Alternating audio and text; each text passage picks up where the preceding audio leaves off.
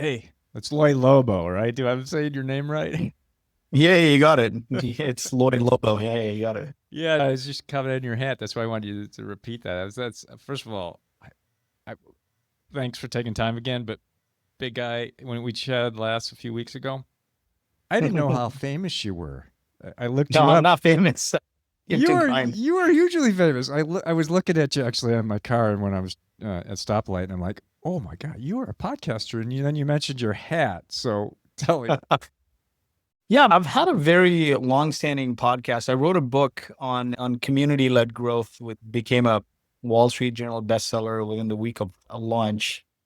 It was all about community. So when I built my last business, it was built on the principles of community. We got to 10 million annual recurring revenue without having a marketing team. It was just me and hosting a lot of events with partners and conferences and podcasts and things like that. And I think the company was less than 30-ish people at 10 million with a large community of 100,000 subscribers. We never called our community the same thing as our company. The company was called Boast AI, and the community we call traction because we sold to entrepreneurs.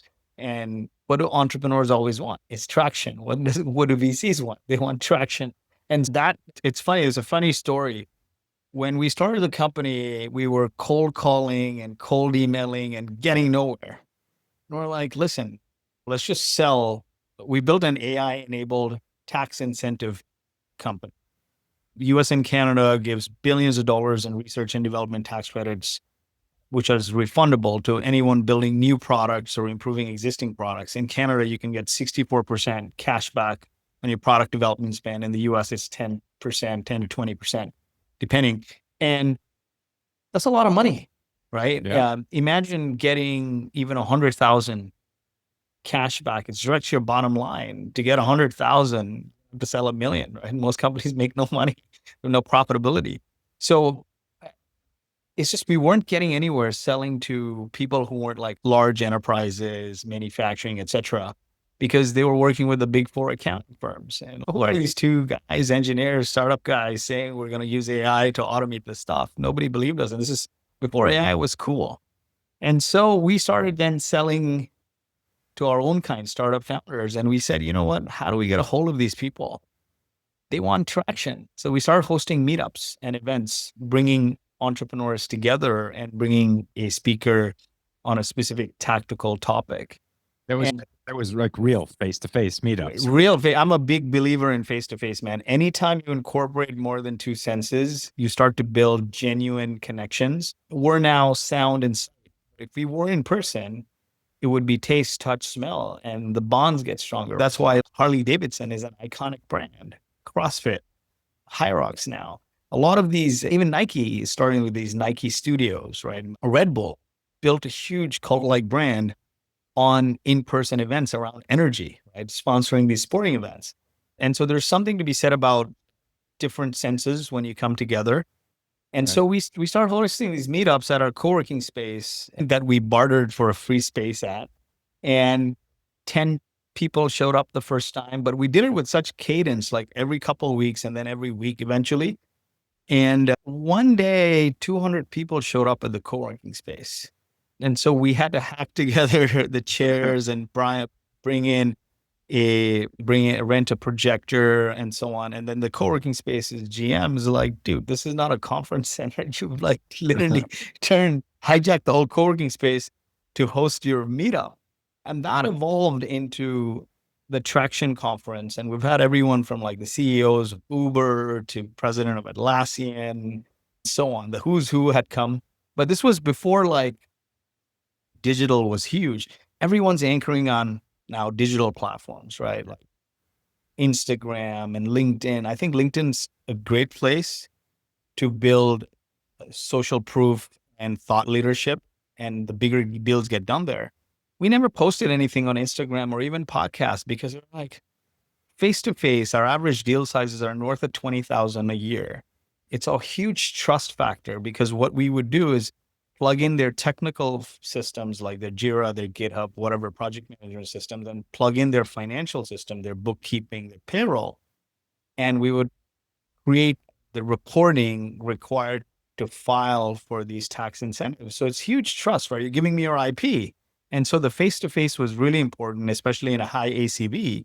I can say any number of things on Instagram and stuff. And I think our audience wasn't on Instagram at the time. So we built this huge in-person community. And every year we'd host conferences and then meetups in different cities. And then one thing led to the other. One day we got to 10 million ARR around the same time. En route to that, a growth equity firm acquired 52% of the company. It was, it's funny because when they looked at our margins, it was pretty high. And they looked at our marketing spend was super low. And they're like, how are you getting these customers? I'm like, this event where you met us is how we get through events.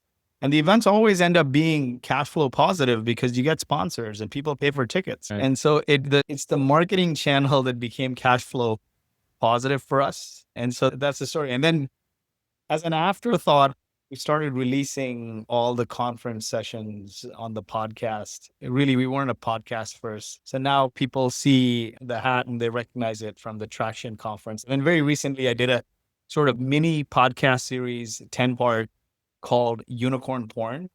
Yeah. So it's unicornprn.com and you can see it, but it's shot very high def in a studio. And the episodes are titled like Venture Capital is a Giant Ponzi Scheme. Founder. Total clickbait.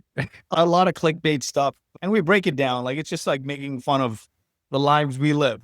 One of the sessions is called, one of the podcast episodes is called Founder of Fraudster Con Artists in the Boardroom. These hires will kill your company. Wow.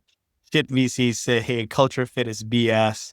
Wait, there's a logical explanation for everything when you listen to it. Like, culture fit is BS is all about how it's become a euphemism for keeping people out, and the bro culture and like just hiring people who are like you, right? Which happened a lot pre-pandemic, and then pandemic rolled around and we're still dealing with the after effects of that, like finding good talent. But unlimited beers on tap, valuations were an all-time high.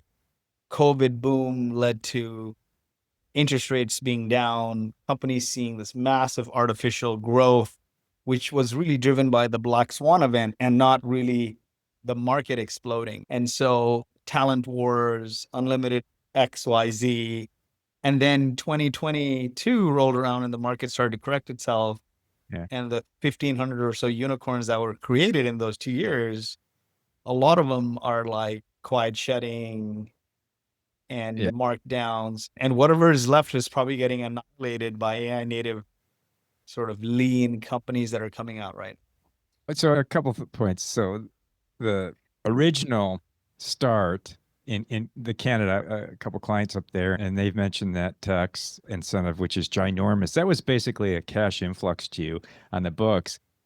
But the question I have for you is, by the way, was that one of your first gigs that you hit it big with, or were there things before? There's your kid. It's like running by. I'm still trying to figure out my new spot. No, I think that's great. I think that's totally perfect. No, but it wasn't the first thing. So I graduated university engineering in 2005, software engineering. Our undergrad, me and my Boast AI co-founder were partners in every project all through university. Our undergrad project or thesis was collision avoidance on real-time objects. I didn't code, he coded it. I was the front man doing the presentations and everything. You were the Jobs, he was the Wozniak. I was the storyteller. I don't know, Jobs or Woz or whatever, but we worked well together. And then my wife, now girlfriend at the time, was in med school and was in New Jersey and getting into med school. And I started applying to startups there. And I got a job with a startup. And what's really interesting is when you finish engineering, everyone applies for engineering jobs. I actually started applying to sales jobs because I asked most entrepreneurs, like, hey, if I wanted to be an entrepreneur, what's the best skill? And everyone's like, selling. You got to sell. You got to convince your wife. That's a sales job. I'm not going to bring money. You're going to convince investors, customers. You barely have a product, employees to work on low pay. So I started just applying to jobs, and every large company, they don't want to hire you. They're like, Why would you want to do sales? You just graduate. You're either a shitty engineer and now you're going to be a shitty salesperson. I have to say, that went through my mind when you first said that. I was like, the bottom of his class. No, I'm sure you're top of your class, but No, I wasn't. So I didn't even finish high school, but it's a whole different story. I didn't finish high school. I finagled myself into engineering, sheer luck. But that one startup that I applied to a university for a sales job, he needed cold callers. It was like seed stage startup in 2005. So I took the job cold calling. And so one of my key lessons at the time was, if you really suck at something, the best way to get it is to put yourself in an environment that forces you to do that something over oh and yeah, over again. With yeah. And so I was like, with 4 other cold callers, I sucked. They were great. And I just learned by osmosis. You And I learn got better. Yeah, but let's face it, you had the grit to stay there and deal with the failures that come in your way, and you kept looking beyond it. So don't undersell yourself. You are very much like Jobs. He sat in, learned that way. But so the other question I had for you with that before you continue on that startup thing was the bigger pop, which I guess is what you're alluding to with the initially the meetup strategy. Did you scaled as you needed, right? You Yeah. didn't build capacity in advance, which a ton of startups failed by doing that. And so you were just in time, right? Is that There was this movie. I don't know what it was. I forget the movie name, but there was a quote in there: "Build it and they will come." That never happens. Fields and Dreams? Terrible. That quote. Yeah, there's no such thing. You have the best product. And I've mentioned a few times. If you build it in vacuum, whatever, it's the best product ever. But if no one knows about it, you're dead. And so, the sales and marketing to me has always been like the most important thing. And Now, sounds you hit that from day one, but I have this now a different view. The next startup I do, because a lot of what we do is we validate and we build and then we chase. The next startup, I don't want to be a momentum start. A momentum meaning you're chasing fine customers, creating noise. I want to build a gravity company. And that means for me, that is network effect, right? Look at 70% of all value in tech has been created by network effects companies, whether it's the yeah. telephone, the mobile, the internet, instant messaging, social networks.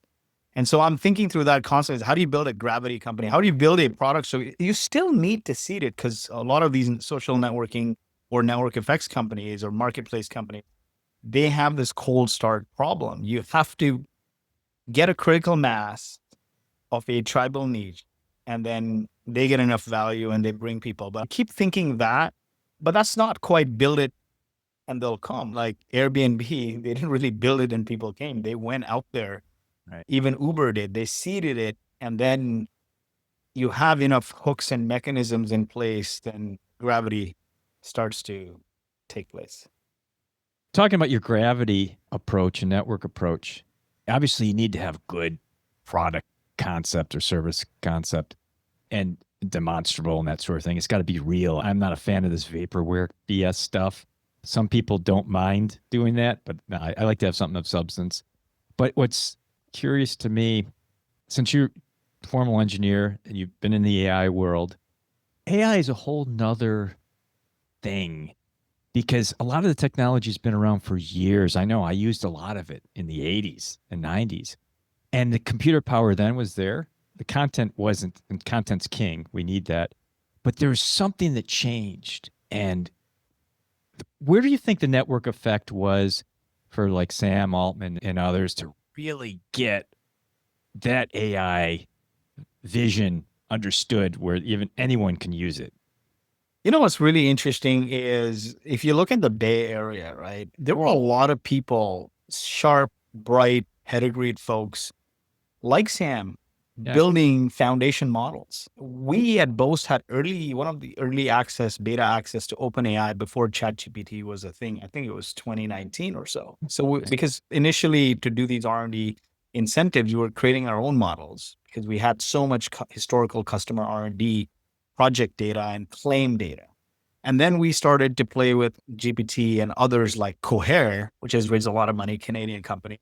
And then ChatGPT came and it changed the game. And I think like it's always these consumer products that give you the opportunity to get huge volumes of data, right? Huge if the network effect takes place.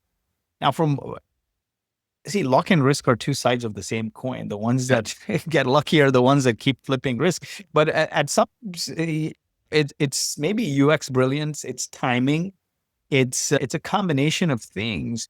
But the way ChatGPT came out and it just exploded, and that was sharp UX thinking, consumer thinking from the OpenAI team, and that just exploded. I think without ChatGPT, the world wouldn't have experienced what it would be like to use an AI model in the day-to-day functionality. To me now, it's like brushing your teeth.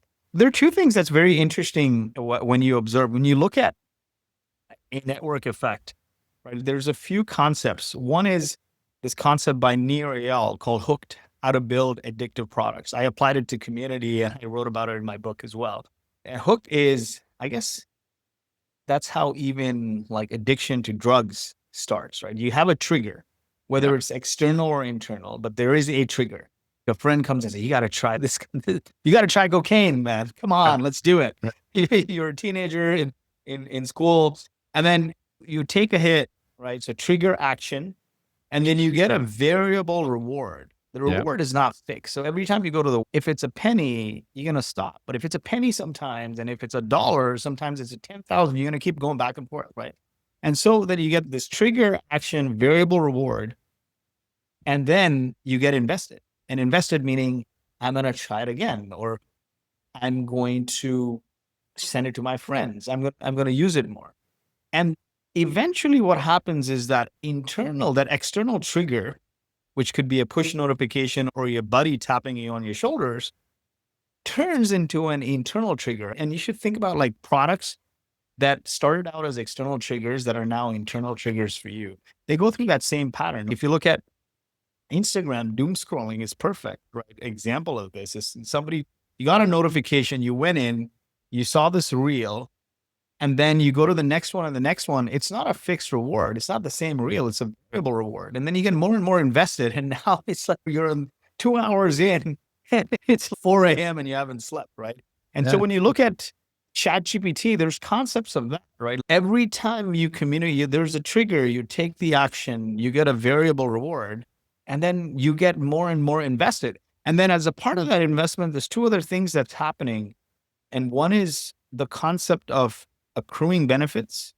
And the second one is the concept of mounting loss. The accruing benefits is the more I use the product, the more relevant it gets to me.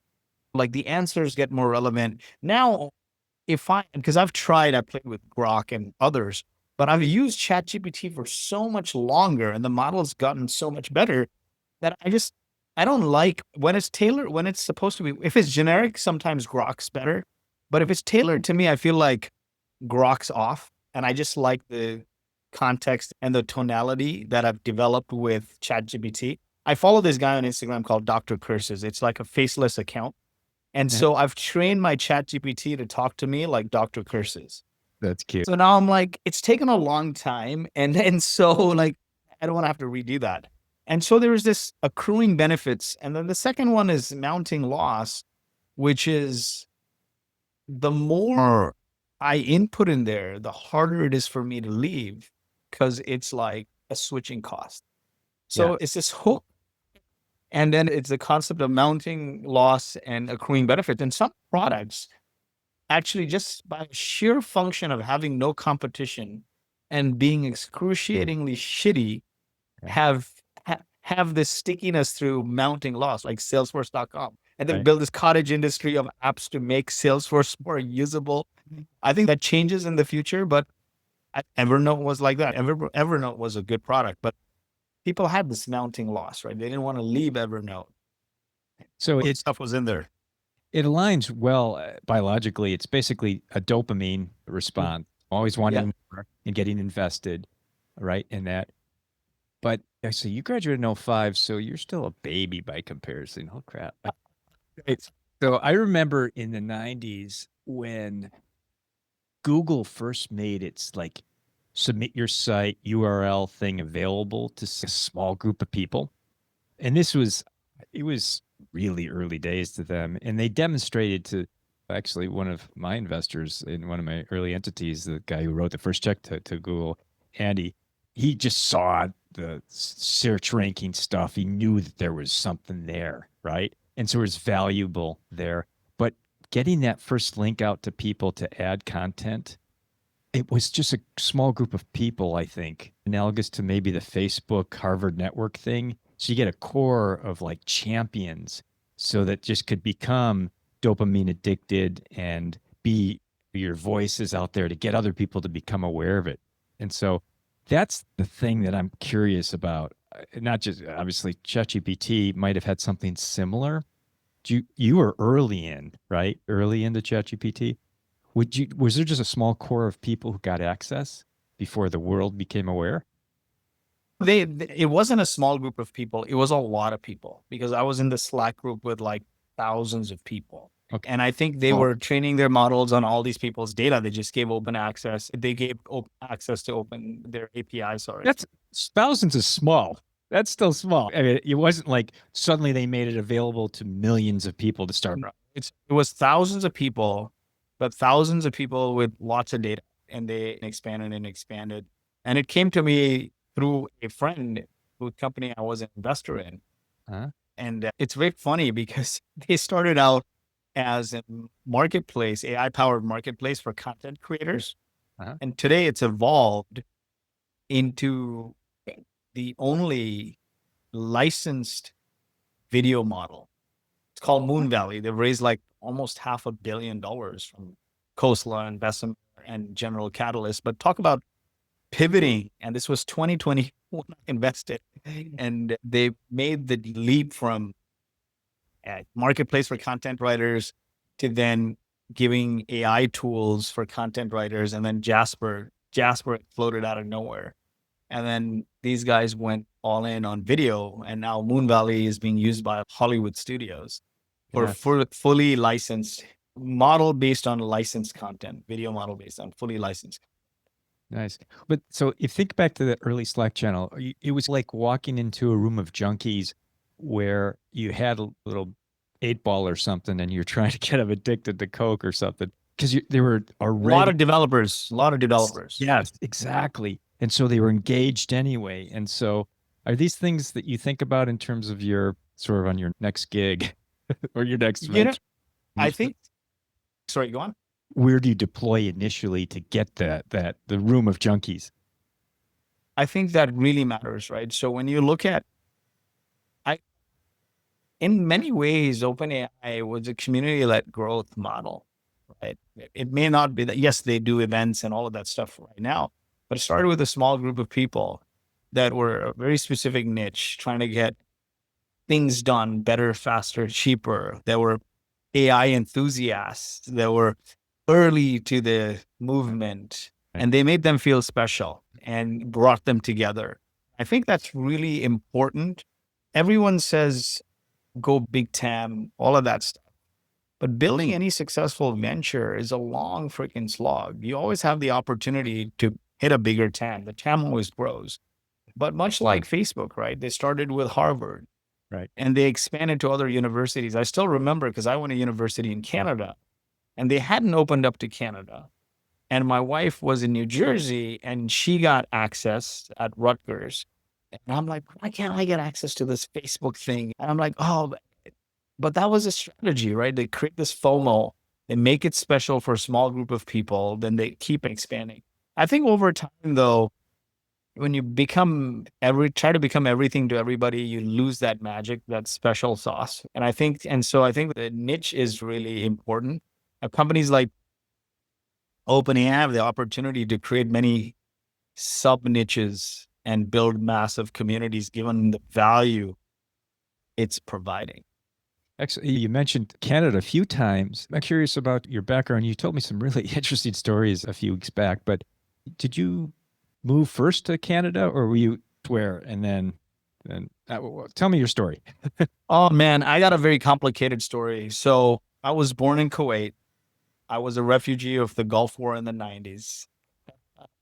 And it was a very interesting experience. My parents are not from the Middle East. My parents were born in India. in India was a small place in India was colonized by the Portuguese, Uh-huh. and hence the last name Lobo comes from there. So I don't know what the mix is, but yeah, my parents come from India and there's Portuguese influence in the last name. And I think the Portuguese moved to India before they did Brazil, and they left India out. They stayed in India longer than they stayed in Brazil. But what's really interesting is Brazil until today has a huge Portuguese influence. Huh. It's Did not know that. Portuguese. But in India, Goa was colonized by the Portuguese till the 60s.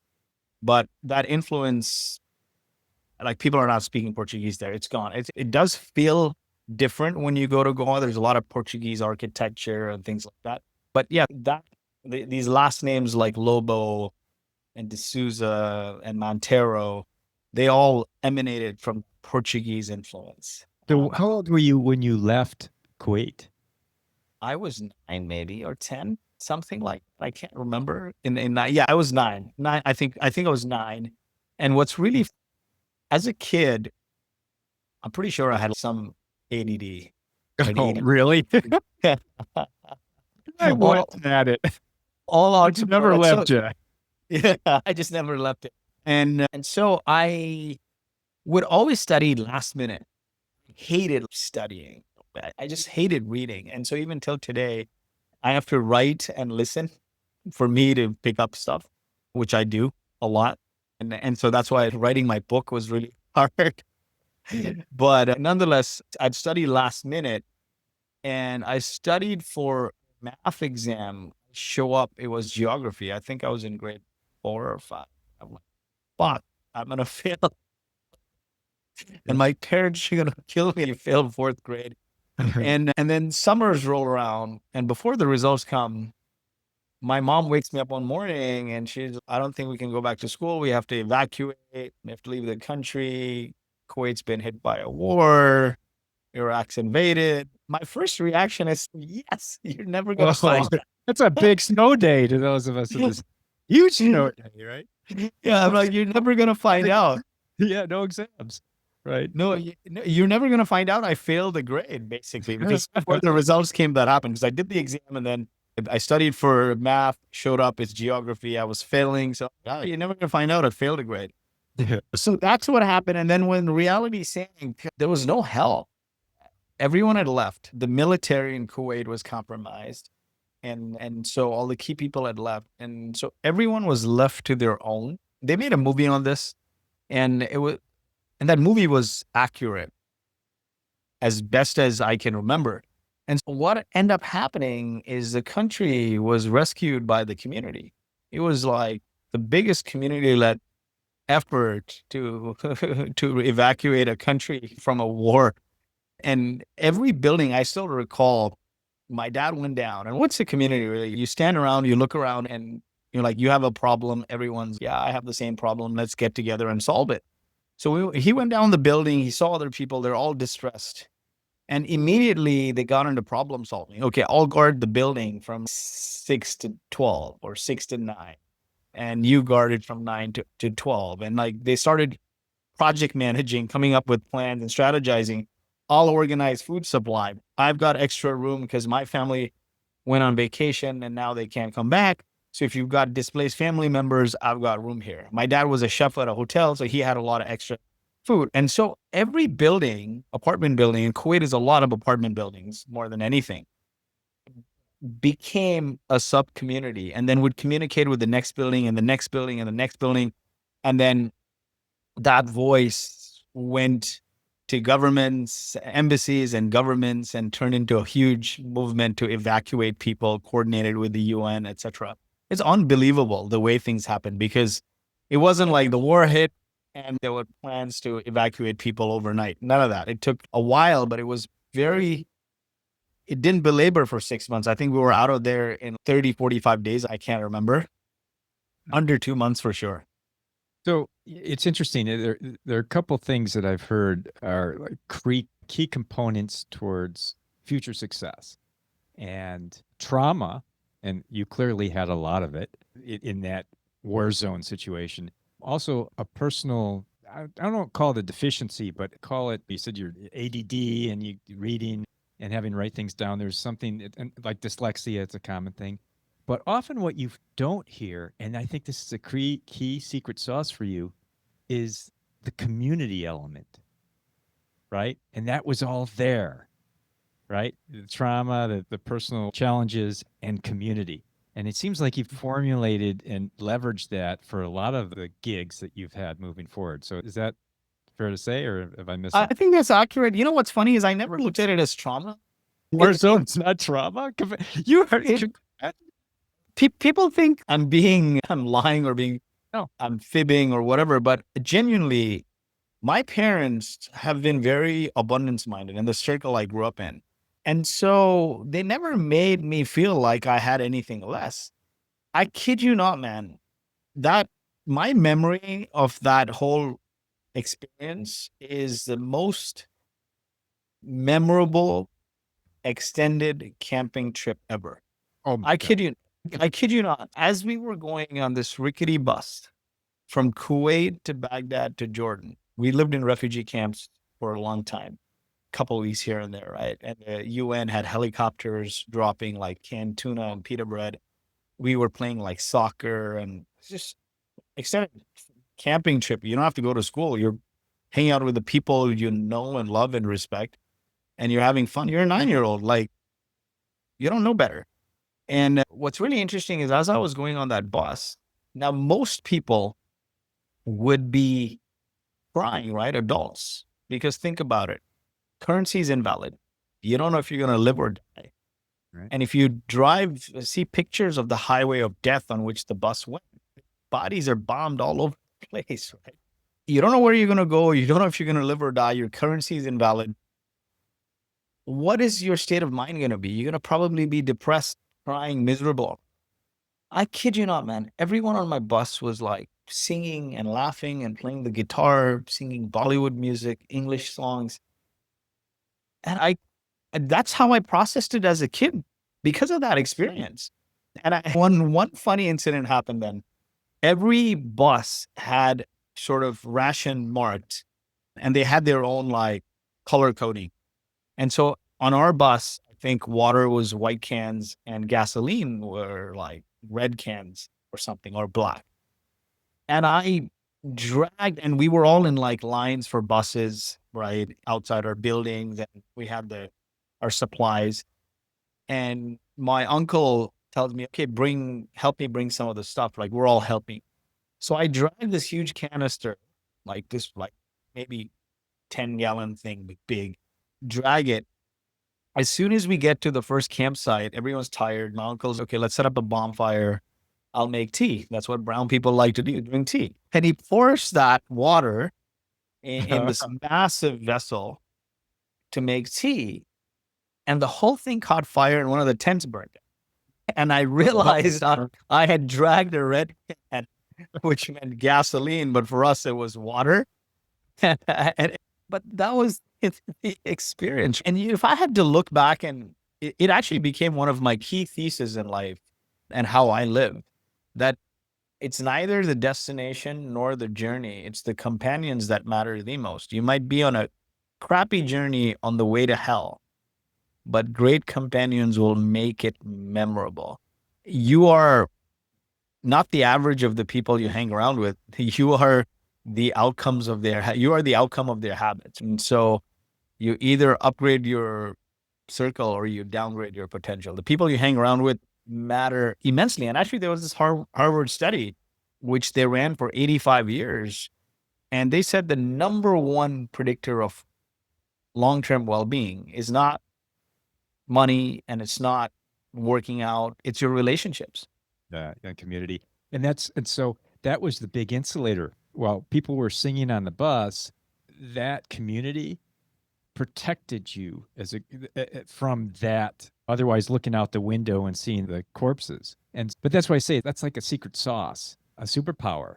And even as you spoke earlier about maybe your next thing that you want to have gravitational and network effects, that's community again. But as we talked about, you have to start small and focused.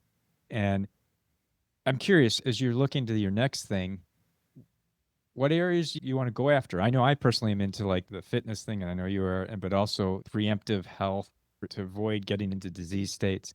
That's my passion world. What's the kind of area you want to go after? Similar. So what's really interesting now, I turned 45 this year. When we sold a majority of Boast, I saw financial freedom for the first time. Until then, my wife was paying most of the bills at home. She's a notable physician, senior physician at Stanford on the leadership. She was on the leadership team. She's a professor of medicine there. And so she was paying the bills, living in the Bay Area. When I started the company, she was a resident making nothing. And I was on EI. And the reason why I decided to do my own startup was two things. One, again, your environment. If you recall, I said my first job was cold calling for a startup. Then my next job was doing sales and product also for a startup. I say sales and product because I joined another early stage startup and they said you'd be doing sales, but really there was no product. So it was talking to customers, figuring out what to build, tell the devs. So doing a combination of everything. So being like this Renaissance sales rep. And so most of my career, 3 jobs had been working for seed stage startups at the intersection of product and GTM. And I leveraged community and meetups a lot, like around those niches. And then I said, like, all these venture-backed seed stage startups, they had copious amounts of funding and they all died. So I may as well take a risk and go in on my own. And my university best friend, Alex, had the idea for Boast because he was doing R&D tax incentives for a big 4 very manually. And he said, man, let's automate this stuff, right? And so it was easy. I had understood the risk profile working for other founders. That was my environment. So it's very easy. It's a stretch usually for people outside because they see it as a huge risk. But if you're in that environment all the time, then it's easy. That's why a lot more entrepreneurs come out of the Bay Area. And she was paying the bills. And then for the longest time, we worked on a couple startup ideas. We did an Automatically, which was a chatbot in 2013 that failed. I worked on a VC incubated startup in the AI enabled sales assistant space. It was a Speakeasy in 2015, which also failed. And then Boast was going on in parallel, which ended up doing well, right? And unexpectedly, of course, like I didn't expect to have the outcome we did. And what ended up happening was a couple of weeks after that outcome and the wire hitting my bank, I almost died. My lungs collapsed. As an entrepreneur, you put your business first. If people treat their business like they treat their bodies, businesses would be bankrupt, basically. Right. Like you're running on carbs and cortisol and caffeine 24/7. And when you're in this high stress, you really don't get sick. And when you take a breather, that's when it happens. And so I finally took a breather. We booked a trip for the whole fam, extended fam, to Bora. And 2 days before Bora, I'm in the hospital, unable to breathe. I got bilateral COVID pneumonia. And that's when I realized, man, I had been so focused on the business that I forgot about my health. And if I were to die today, literally I'm leaving behind trust fund babies, right? Yeah. And so then I went on this journey of transformation, moved to Dubai for a couple of years, focused on health, hired the best trainers, nutritionists, started taking regular blood work, testing body fat, VO2 max. And then not too long ago, I had another incident. I decided, I'm like, you know what, maybe I should do another startup. And it's just going back into the old way of working. Right. And I started to see immediate impact on my health. So I'm like, you know what, one thing I'm most passionate about, my way of living, is so integrated with fitness, with wellness.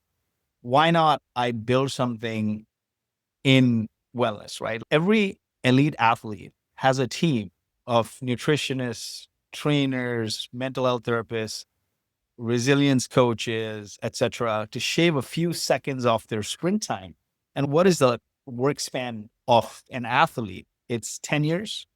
And entrepreneurs spend all their life chasing this, trying to create impact for the world. Yes, they make money at the end of it, but en route, they're trying to create impact, change the world.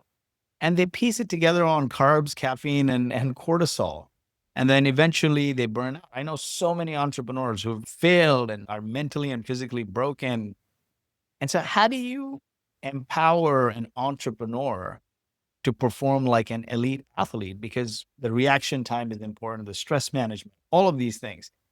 That doesn't exist. Healthcare, as we both know and the world knows, is broken. It's sick here, right? Biohacking, longevity, these are things for people who have the money and the time, right? When you're working nonstop, how do you make sure you train your mind and body to perform at peak? The next project I work on definitely is going to be in the healthcare space. I want to build healthcare for high stakes entrepreneurs. Call it So like that's high performance healthcare.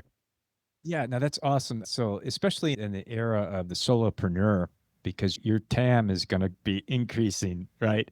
But focus initially on that small core group of people, as we talked about earlier.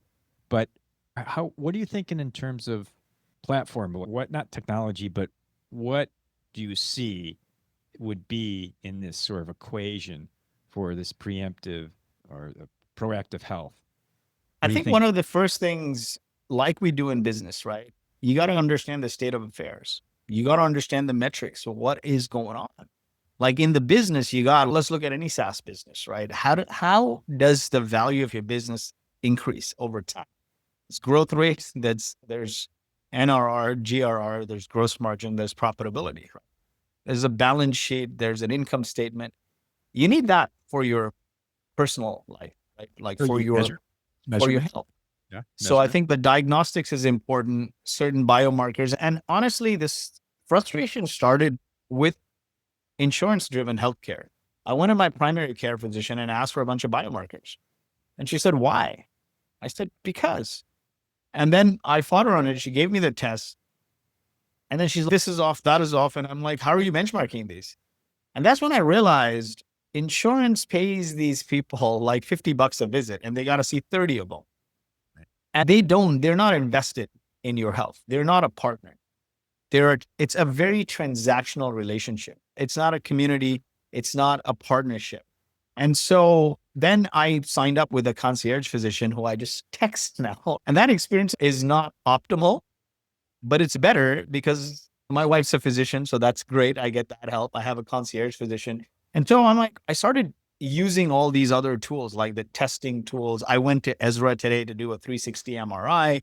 I've done a genetic test. I've done the gut biomarkers, VO2 max, which fortunately is great. I think my VO2 max was considered excellent for a 45-year-old. Now so now that I understand my VO2 max is excellent for a 45, it was 50, the VO2 max. And so I'm like, how do I make it 65, which is considered elite for a 20-year-old? Right. But if you don't understand these metrics, you don't know what you're pushing, your body fat. So take all these biomarkers. Once you have these biomarkers, then you add on your lifestyle to it. Like, how do you eat? How do you work? Your sort of ancestry, your history, right? And then you can come up with a very personalized plan, which combines cognition, exercise, cardiovascular, and nutrition and supplementation to optimize you proactively, not optimize to live longer, but optimize you for peak performance in the boardroom and the bedroom. Okay, so here are a couple of things. So on the diagnostic side, as I'm sure you're aware, there are several companies. Yeah. Function Health is a great example because you hear Hyman talk about this a lot. I'm a Function Health member. I'm also Inside I Track, am. right? I am too. I do the blood draws. Like I've got 20 vials coming out of me every 3 months. But you have to realize that the data that they metric against are largely from people who are producing, they're sick because they've gone to their doctors. So that sort of the baselines are all off anyway. And so even Hyman says this with Function Health is that these are health forward people, people who want to take blood to test where they are. And even they are just like out of what would be reasonable ranges from his perspective. I totally agree with that. So you have to build a good data set for those diagnostics to actually be useful. And so I like the idea of having a core group of people that are actually pretty driven, but they are living a lack of sleep and coffee and all the wrong things. So they might not be the best group to collect the data from, but they're a good group to go to initially for this platform. But where do you think or what would be a good strategy, you think, to collect a good quality set of data that you could benchmark off of? You need to have a hypothesis and stick with it for any study, right? And basically you need to have a point of view. And Right. my point of view is an entrepreneur is an athlete, period. An entrepreneur is an athlete. The way they operate is very similar to an athlete. They need quick reaction times. They need to be resilient. They need to play the long game. They need to keep pushing forward. So an entrepreneur is an athlete, right? And I saw this with myself is I started to benchmark myself against athletes. And now I might not be an elite athlete, like in terms of my biomarkers and my abilities. But as I started to benchmark against athletes, then I'm like working towards that, right? What does peak cognition look like? What does like your brain reaction time look like? What does your VO2 max look like? What does your body fat need to be? Like your endurance capabilities, etc. And what happens is when you go to a physician, they benchmark you against the entire sick care scape. And Right. even with Function Health, so I use Function Health as well, despite having a concierge physician who charges me $50 for a blood draw. I paid $4.99 for Function Health, and I paid like another $4.99 for Ezra just to understand the experience, right? What the experience is. And the key thing, what's happening here is because they're very mass market. You're being benchmarked against, you're on this bell curve, right? And so if the testosterone of a normal individual today is considered an 80-year-old man 20 years ago, it doesn't matter, right? Your benchmark against these levels that are normal or in range, but are they optimal for peak performance? They're not. And so I think the closest you can get is there's a lot of data on athletes. And my Traction co-founder is building this company called Open Sport. And it's a data company for athletic performance. So I'm like, you know what?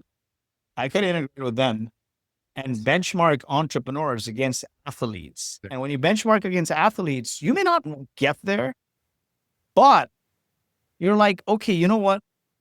I'm under immense pressure, board meetings, need quick reaction times. I need to be able to perform somewhere on that spectrum and not on the sick care spectrum. So then I would rather benchmark against athletes. And maybe I'm not going all in training like that. But let's say an athlete's VO2 max is 70, hypothetically. I may not get to 70, but if I am like 50, 55, I'm at peak for my age. And I think that those things are more important than anything else. And that's why I want to be very deliberate when I build the next thing is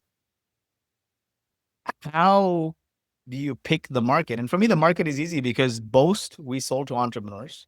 Yeah. My Traction community is entrepreneurs. So it only makes sense to sell into that same market.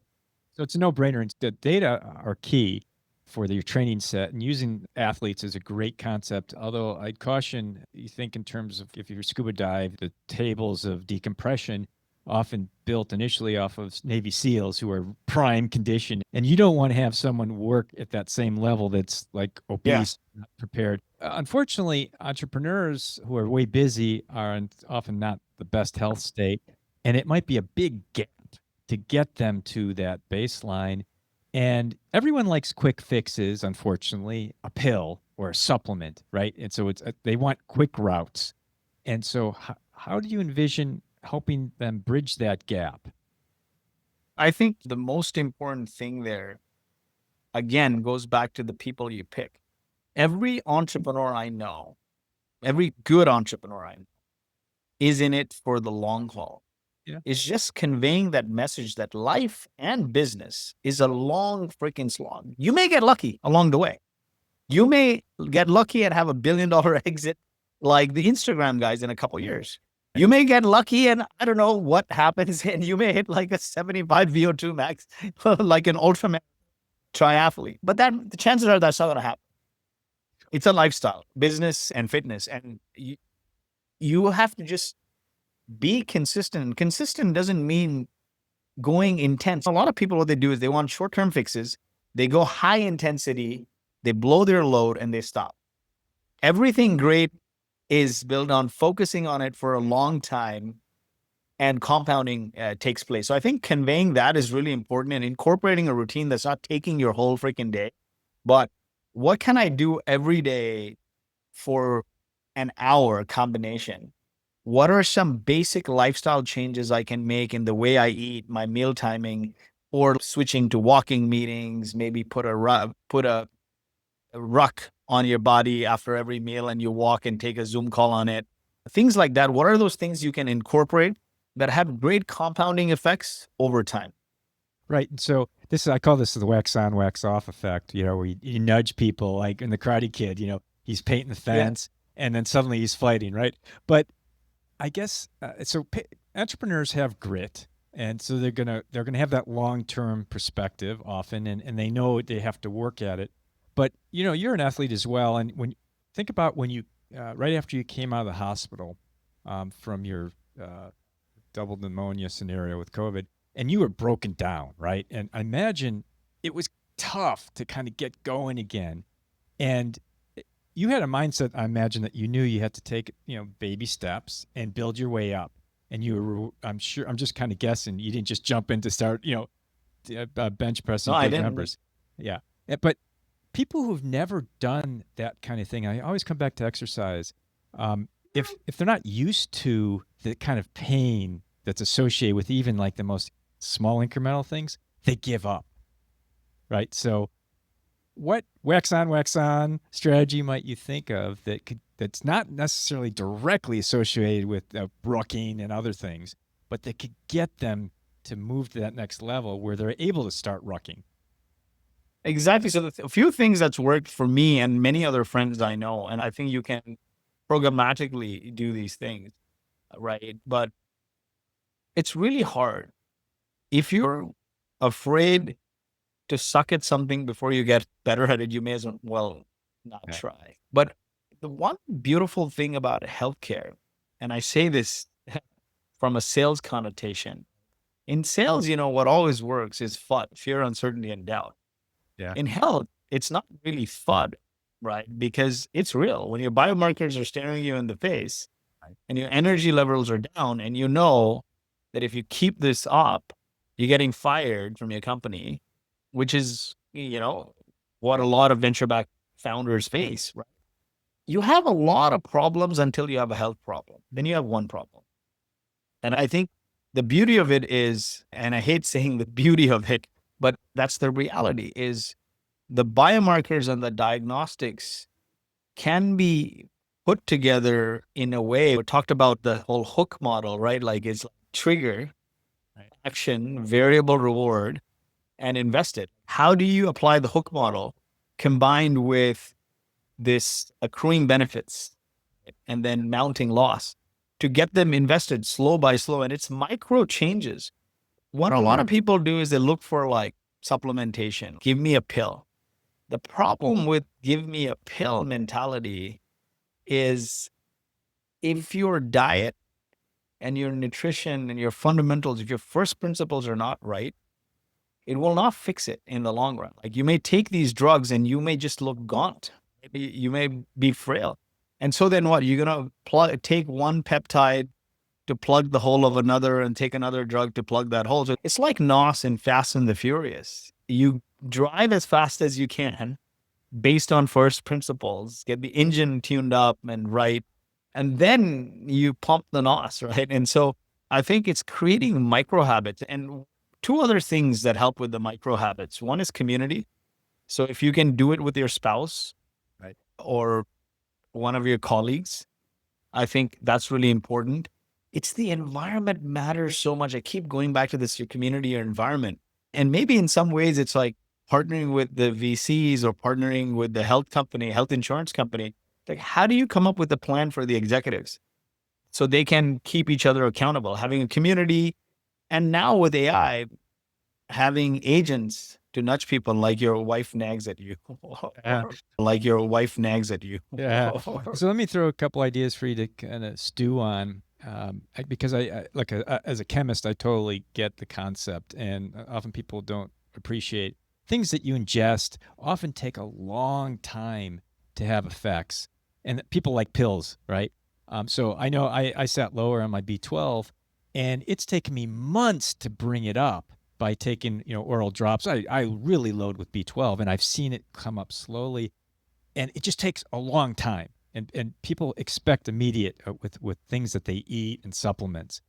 So timing, like when you do things, is also important. And I'm sitting behind a drum set. Occasionally, I'll see like a beat, and I'm like, I got to learn that. And this notion of failing and I can't do it.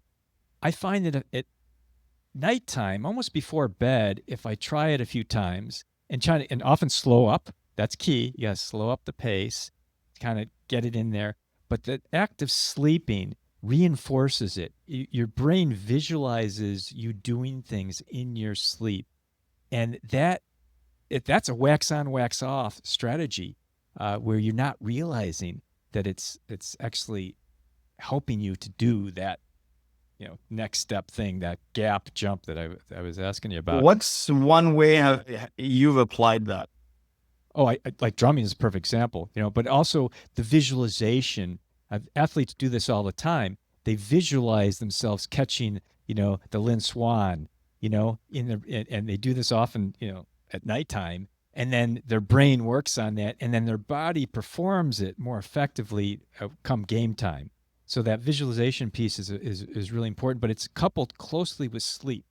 With respect to what you ingest and community, on chemistry, on the chemistry perspective, the big issue with taking a drug is not only the toxicity, but maintaining that drug in your body at the right time, at the right duration, the right place. It needs to go to the right place. And your body's constantly eliminating stuff. And what you want to have is your internal factories working nonstop. And this is your microbiome. These are internal pharmacies working 24/7. And you stimulate your microbiome with sound, with light, infrared, also community. You see the pig pens. Remember the old peanuts? It's like they're surrounded with microbiome. But when you hang with people, you share microbiome. And so when you talk about these meetups, and as you talk about these athletes for data sets, I would encourage you to try to find ways to get your customer base, entrepreneurs, to somehow also be in the same presence of those athletes, because they will share microbiome. As I said, I always love to hug up. I would, if there's like a superstar athlete, I want to hug them because I want that microbiome to be absorbed. And if you get your 24/7 factories working from a chemistry perspective, you get them to visualize the right time and place, you will do that wax on, wax off thing. Well, you'll help them nudge effectively to get to these next levels. So those are just my two thoughts I want to throw at you. No, that's brilliant, because one of the things when I do this next thing is all about integrating. Yeah. So one of the things I want to use a collective of my experiences, right? So my wife being a physician and specialized in ER diagnostics and also preventative.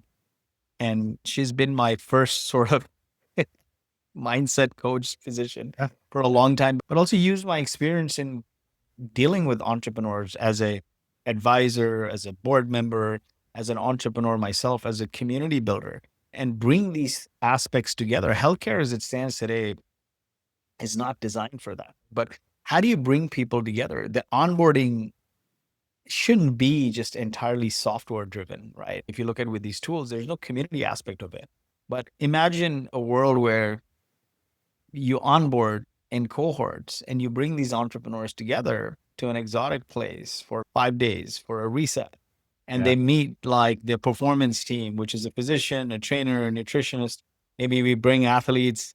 Athletes there. You want athletes. You know what's funny is at Boast. Wait, don't let me forget. I got to tell you a story when I hugged this professional football player, but go ahead. Keep going. At Boast, one of the fun things was we hired a lot of athletes, right? We had triathletes on the team. We had 2 Olympians on the team. Our head of sales was Olympian. So I think that's a really important environment, right? And so you bring these people together, So you're not sending them to like random labs to take their diagnostics. You come in, we drive you, get all your diagnostics done. We have people prepare your meals. And so you see the ingredients that go into place so you can take it back and either make it yourself or give it to your person to make it. All your supplementation, your training protocols, like it's a really communal vibe. And business is the aftermath of that. And I think there was a fun experiment someone ran not too long ago, basketed all the stocks of the company CEOs who lifted weights and called it the deadlift ETF. That deadlift ETF outperformed the S&P 500 by 2.5x over the last 4 years or so. Yeah, that's awesome. Yeah, so originally I didn't mean to interrupt you with it, but I definitely have to tell you a story. So I used to work out at this place called Activate, actually owned by a physician, and he'd have these combine folks come in for the college training, but then occasionally there would be some pro athletes that would come in and train, and then those of us weekend warriors were doing our stuff. And there was this one guy who kept just looking over and harassing us, and it got to the point where he and I were just jostling each other. And as they were like departing because they were done with their training, it was Anthony Toribio, a Kansas City chief defensive tackle. He goes, "Come over here," and he grabs me and he hugged me. And I swear it was like iron. I couldn't believe the strength of this guy. And I was just, that to me initially was like, holy crap. I'm not kidding. For 2 weeks, I felt so much more energy. And I'm convinced it was not just because we had sweaty bodies, chest pumping, but it was a microbiome exchange. And I strongly recommend in your community that there be some sort of at least close proximity stuff. It's, to me, fecal transplants are one strategy, go from healthy to sick patient. But if you don't think about that disgusting stuff, getting close and talking, maybe a hug, a handshake at minimum, goes so long way with this kind of microbial exchange.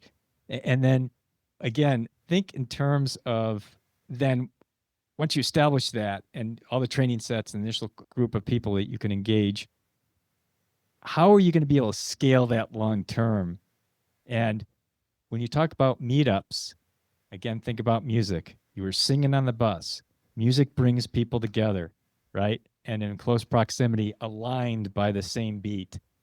And that in itself, if you get the right minded folk, the right bodied folk, the right performing folk together and join them together with music, I think you'll facilitate this microbial exchange, which I really think is fundamental. Fundamental. I completely agree, right? So there is three kinds of community you can build. A community of product, which is what a lot of people do, where they're talking about the product and improving. But the other two kinds is one is a community of practice where we're learning to get better at some skill or craft or trade. And the last one is a community of play where Yeah. people come together to have fun. And I think you got to infuse the community of practice with a community of play. And a big part of play is music, right? In my book, I mentioned it a couple of times. It's called From Grassroots to Greatness, 13 Rules to Build Iconic Brands with Community-Led Growth. One of the principles I talked about was called camper. How do you build long-lasting cultures? And camper, as cheesy as it may sound, it stands for connection, autonomy, mastery, purpose, energy, and recognition. Energy is a big part of it, right? Imagine going to a conference and you're like super energized as a boring speaker comes and like your energy is down and you're like in your phone.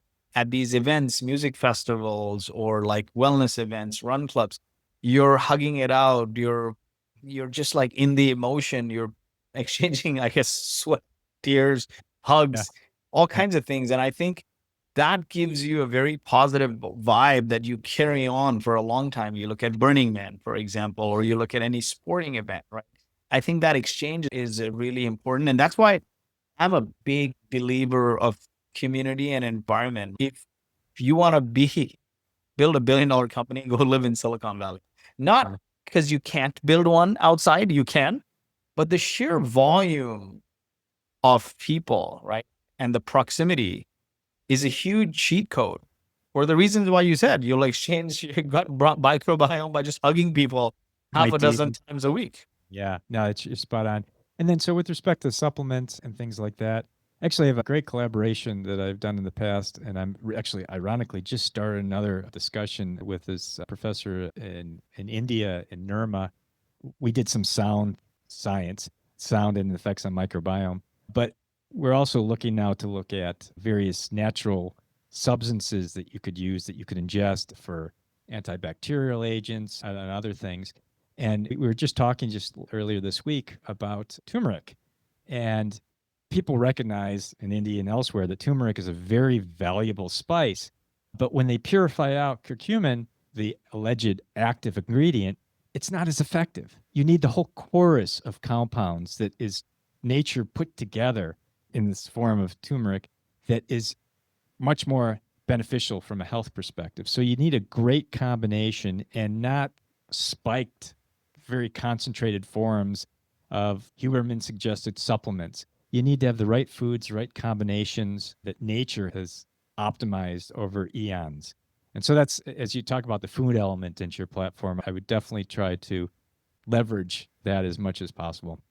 Definitely. I think Mark Hyman says this a lot, but I truly believe food is medicine, Yep. right? And I come from a culture where it is believed that or thought of, right? Like although my wife's a physician, every time there's some ailment at home, my mom has some remedy that's in food. And I don't know what it is, but I've also found through periods of stress, I've had like IBS for Yeah. 3, 4 months Very of common. stress. Right.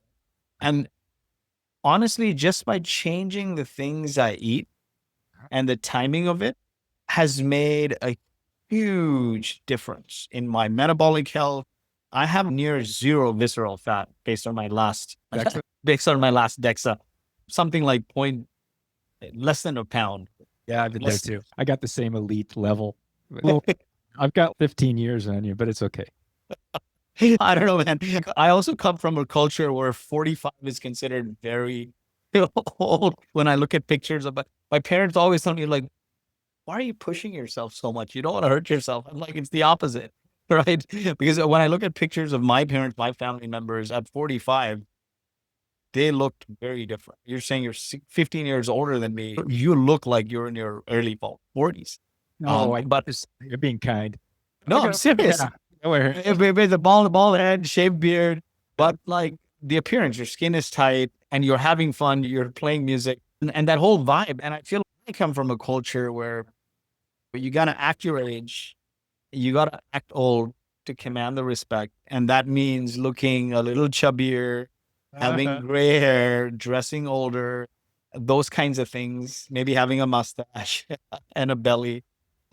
And not overextending yourself. And so my parents often, aren't you working out too much? What is going on? Why do you need to have all this? And I'm like, because that's the new 45-year-old. I don't know what but a big part is explain to them that their diets are rooted in metabolic dysfunction, especially the Indian diet and what they eat. And that's why they age faster, their skin sags faster, the elasticity leaves.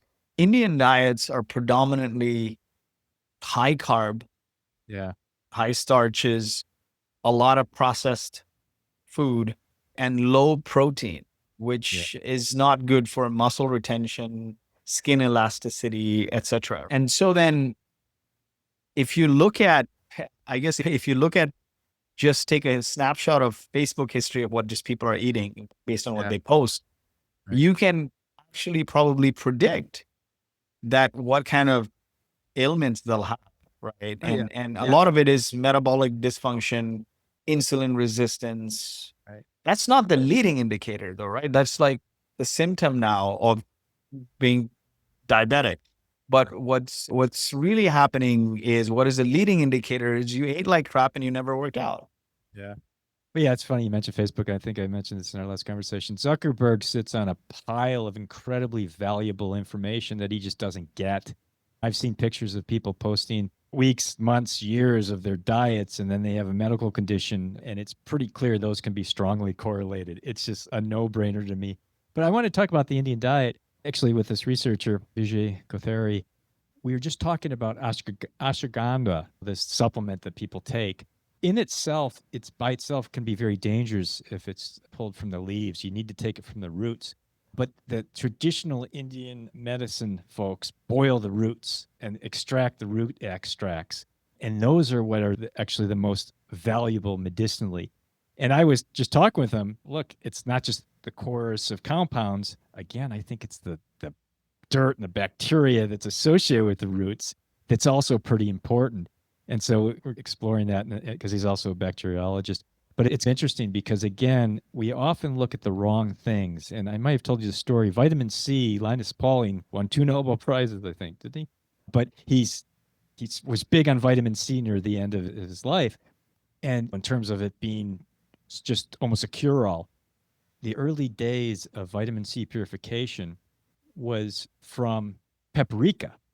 And there was just a small contaminant in the vitamin C, otherwise pure form. But it was the contaminant from paprika, polyphenols, that actually has been later established to being why it was so effective. And people were overlooking that because they're looking at the most concentrated piece. But often the nature, chorus of compounds, which often bacteria produce and others, it's often the key element. So there might be in the Indian diet, where you look at the healthy populations within India, there might be a lot of just not just the lack of protein scenario, more protein, and not just overwhelmed starch scenario. It might be literally like in the dirt, right? A lot more true nature element in the farm to table kind of thing. Possibly, because my dad was a farmer. Now, here's the thing. I never spent any real time in India. So whatever I know is from like piecemealing through vacations there. My parents and my dad left in his teens, but nonetheless, he grew up as a farmer on farmland, and they were all super healthy. But despite having a high carbohydrate diet, high starches, lentils and rice, a lot of what they ate is because they walked in sun all day in the fields. So they were burning calories. They were inherently walking like 30,000 steps a day. Yeah. That'll do it. Our lives, even if you go to the gym for an hour and you do 30 minutes of zone 2 cardio after doing weight training, you're still sedentary because we're sitting all day. Yeah. We're sitting all day. And so, like, how do you get that level of activity? Since I started focusing on fitness, one of the things I noticed is your like non-exercise thermogenic activity. Yeah. And I started being very deliberate about raising that. And when I started to do that, I realized now, even if I eat obscene amount of calories, like on the weekends, I don't eat crap. Like I just have this crazy appetite. So if I go on the weekend, I'll eat like maybe a pound of steak. Pound of steak is probably like over 1,000 calories and 100 plus grams of protein. So like on the weekends, I eat 5,000 calories each day. I am way over my daily maintenance calories, right? So I eat almost 500 calories to 700 calories in surplus for the last 6 months or 5 months. I haven't put on any weight. Yeah, that's hilarious. Because first of all, your brain burns a ton, and yours is always firing. Muscles are definitely burning. It's a good way I usually measure calorie is technically in science, the energy required to raise the temperature of a small cubic centimeter of water kind of thing. I do cold plunges, right? And so when Yeah. I get in the cold plunge, I look at the temperature when I go in, and even though it's actually still being cooled with circulation, I have a plunge that does that. I watch the temperature go up and how much I can raise the temperature in 5 minutes when I'm in the cold plunge. And the days that I know that I'm just crushing it is when I could just start at 50 and I get out in a few minutes and it's like 54. It's really cool. Literally, right? But that's a direct way of measuring sometimes if you consider a cold plunge. Yeah, I do cold plunges. At least I used to do it religiously, Yeah. but now I do a lot more sauna. And when I'm in stress or like something is bothering me, Put it out. I'll Yeah. probably sit in the sauna for an hour and a half, like 15-minute sessions, come out, chill for a bit, 15-minute sessions. I think there, put myself in that duress. I did 8 or 9 minutes in the cold plunge once and I almost got like hyperthermia. Yeah, it's a little too much. It's It, about the change. I'm sorry. It's about the change because being in the sauna at a certain temperature for too long is actually just not as effective as being going through the interval training kind of thing where you get in, sweat, come out, take a cold shower, get back in, rinse and repeat, literally. And so with cold plunges, starting very hot and to get very cold is a quick differential. And it's been shown that you get out and you kind of naturally warm up and then get back in and then get out and get back in. It's really effective. But so that's again, it's like the first derivative here. We're talking about change. But that's why like pure aerobic training is often not good for you because you get to this point, you just stay at that. And that's not, you want to be able to accelerate and stop and deaccelerate. Accelerate, stop. It's just like that Japanese form of walking where you walk really fast and then walk really slow. It's very effective. Yeah, I recently saw a study on that, and I probably do some version of that walking because I go on these long, hour and a half long walks before I sleep, about half an hour before I sleep. And I live in this area full of hills, so I'll walk really fast and then slow down, kind of thing. So I think I was naturally doing some of that without timing. But the cold plunges I used to do religiously 4 or 5 times a week. It's tapered down to like once a week. Maybe I should bring it back up. No, in Uh, fact, that's better because you become cold adapted and you want to not do it every day, which is what I was doing as well. I stop once in a while for a day and then come back. And it's so much better for you, I think, doing that. yeah, I don't think you can get heat adapted though, because I've been doing this like sauna routine, and the sauna I go to is so hot. I don't think it's like physically possible for me to stay in there beyond 15 minutes. It is pretty stressful. Hey, so I know we weren't going long, but I wanted to ask you one other question because you touched on it. If you want to really hit it, you don't need to, but it's Silicon Valley is a great place to be. It's got the multiple university network. I went to Cal Berkeley, and there's UCSF, and then Stanford, and then other bunch of universities. It's just a very cerebral ferment. Fantastic. You moved to Austin, and there's elements of that. But I just heard from a real estate agent today that Austin's real estate market is just getting crushed. It's just not a great market. Do you like it there? Would you ever consider moving back? Bay Area will always be my home and home base. Everything else is transient. After my COVID incident, and the reason why I consider the Bay Area home is built our careers there. My wife and I. My wife did her fellowship at Stanford, moved up the ranks. She's still a professor of medicine there, and she flies back and forth because she's not going to leave the Stanford gate. Our community is there. Our closest, deepest friends. We moved there I think she was in her 20s. I was in my late 20s or like early 30s or something. And it's been 15 years there. So everything we know in life and business has been formulated by that. And prior to moving to the Bay Area, all my life in college was spent thinking about how do I move to Silicon Valley. Oh, It's really funny yeah. is my wife had a number of opportunities on the East Coast, great hospitals after she finished med school. And I begged and forced her to move to apply to universities in California and especially in the Bay Area. I'm like, listen, there's no startup ecosystem here. It sucks. Like New York, New Jersey, which is where I started my career, had no real startup scene. My wife was going to Rutgers, doing medical school there, and then did her residency at Drexel in Philly. And I kept begging her, and she didn't want to. She's like, your parents live in Toronto. My parents live in New Jersey. All our college friends are here.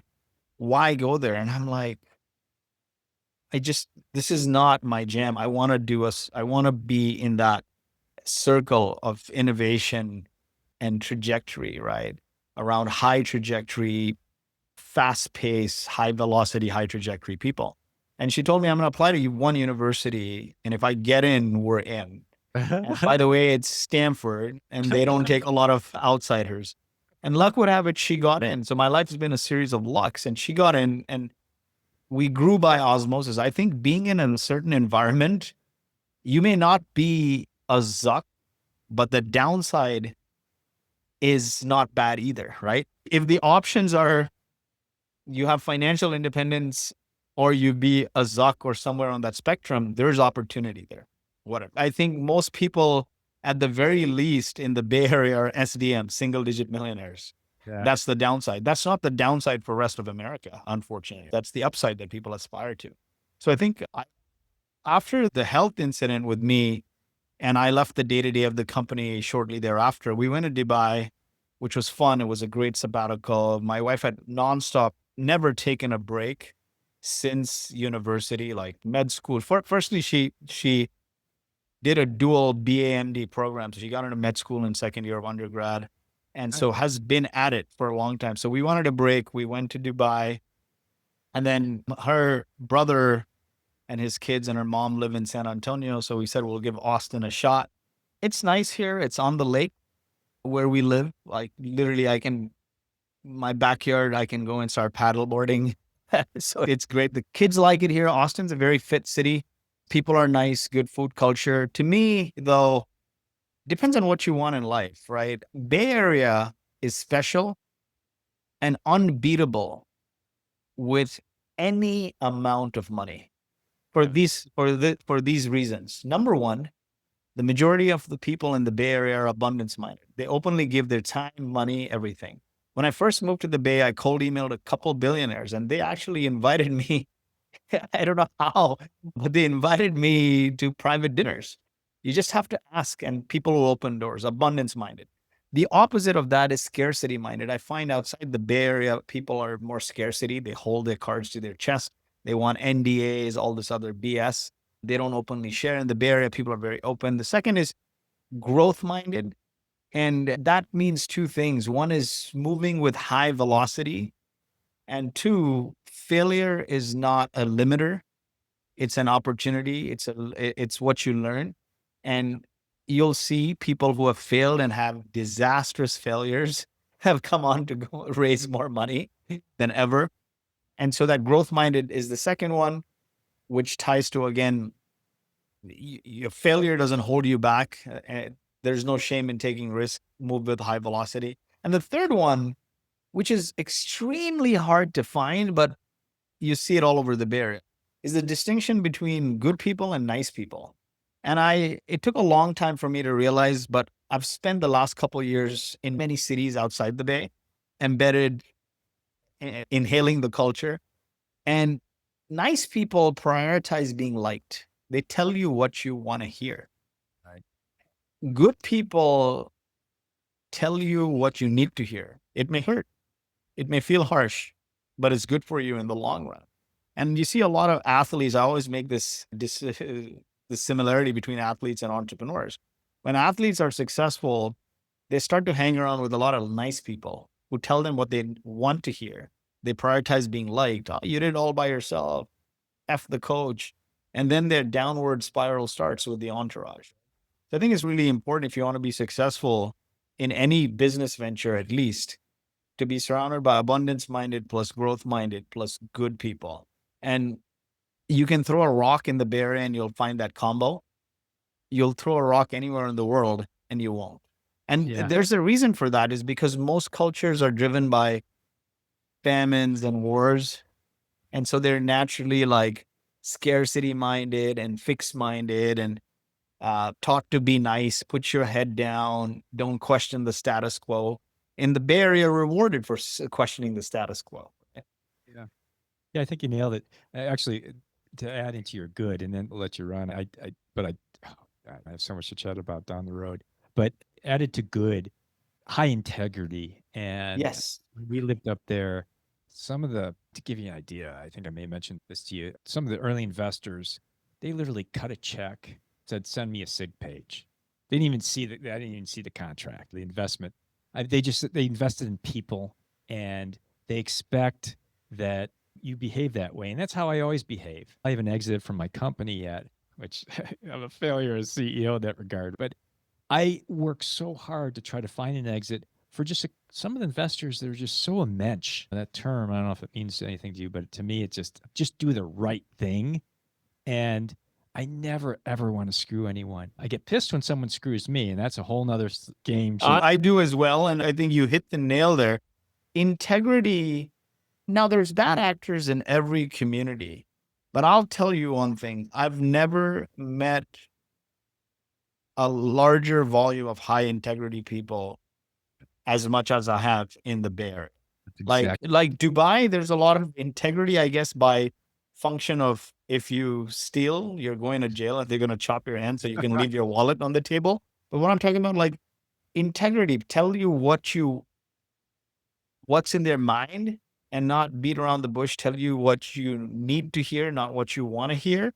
And also trust in the relationship. And like you, I've been in a situation, in a crappy co-founder situation, where weeks after raising millions of dollars, was co-founder was trying to steal the money, investor money, who put like money on a safe, millions of dollars on a safe. I can't talk much about it, but investors are like, Lloyd, I guess they could have written it off, right? Like all investors do, but this was literally a couple of weeks after the wire hit the bank account.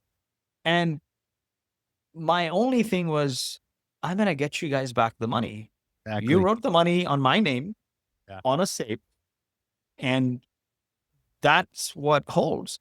And despite the threats and the legal threats and the defamation and the family attacks, I stood by it, went through the case.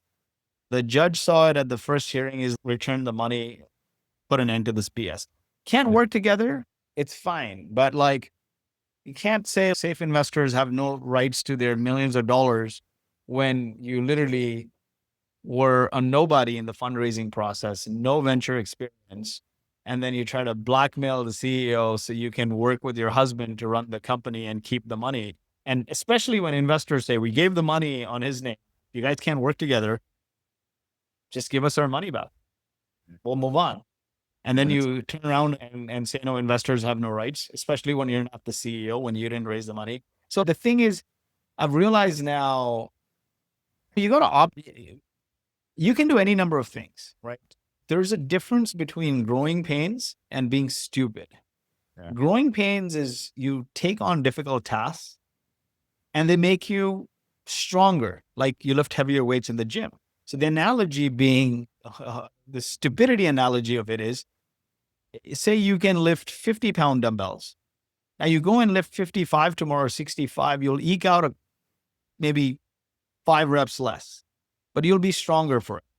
Now you can barely lift 55 and you go and try to bang out 100-pound dumbbells and you break your shoulder. That wasn't growing pain. You were stupid. And so a lot of the times what I've now realized is my mistakes have not been growing pains. These mistakes are like stupidity, because the logical thing is, I'm in the Bay Area, I know everyone. Why partner with people who are outside of there unless you have a long-standing working relationship? Because, okay, like the law of averages says all the people are abundance-minded, growth-minded, good people, right? There's high integrity. So don't make it difficult for yourself. A lot of like entrepreneurs starting out, oh, what should I do? They circle the drain in the same community with the same 5 angel investors who keep dragging them. And they keep asking, what do I do? I'm like, if you can't make it and you've spent like 5 years here and you have nothing to lose other than your sanity, why don't you just go to the Bay Area? Because at least you have removed one element of stupidity, which is you're just making it harder for yourself. Right? So building a business is hard anyway. So remove the things that are just roadblocks, right? And so one of them is your environment, whether that's moving to the Bay Area or finding an environment of entrepreneurs who are pushing much above you and they're mentors and they're spending time with you, and just sheer by hugging them, you get their microbiome, you're reaching higher. And if that opportunity doesn't exist, I think you're a young person, move to a city where the sheer volume of people makes it easy to throw a rock and find that kind of person. It's like trying to make it in Hollywood from like Arkansas. Now, maybe you could get lucky, but the chances are you'll get luckier faster by moving to LA. Yeah, I think you're spot on there. Hey, again, big guy, this is fantastic. Love to keep our discussions going offline. We'll definitely want to talk about some of these other things that I've been brewing on that might be highly relevant for you with your platform. And hey, awesome. Thanks to see you. I've probably taken you from your family for way too long today, huh? No worries, man. Fortunately, I've been spending a lot of time with them, so this is fine. This is fine. And my wife was speaking at a med conference over the weekend, so I was hanging out with the kids. And what's really interesting is the last 15 years or so as an entrepreneur, my wife did the work, brought the money and managed the kids, and I had just one job and eventually got lucky.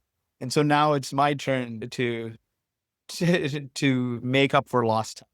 But Yeah, thank you so much. This has been phenomenal, and let's do this again sometime. absolutely, man.